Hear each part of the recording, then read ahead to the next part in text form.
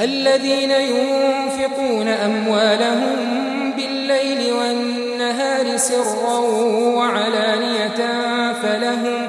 فلهم أجرهم عند ربهم ولا خوف عليهم ولا هم يحزنون الذين يأكلون الربا لا يقومون إلا كما يقوم الذي يتخبطه الشيطان من المس ذلك بأنهم قالوا إنما البيع مثل الربا وأحل الله البيع وحرم الربا فمن جاءه موعظة من ربه فانتهى فله ما سلف وأمره إلى الله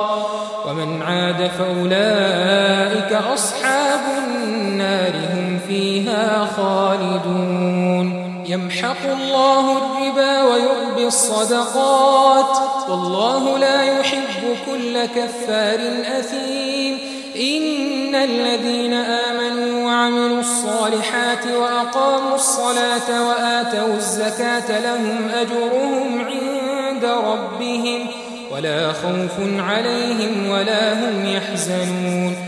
يا أيها الذين آمنوا اتقوا الله وذروا ما بقي من الربا إن كنتم مؤمنين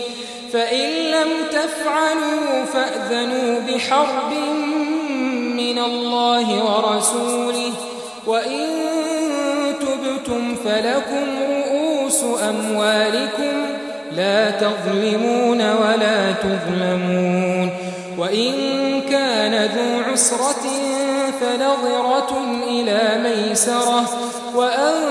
تصدقوا خير لكم إن كنتم تعلمون واتقوا يوما ترجعون فيه إلى الله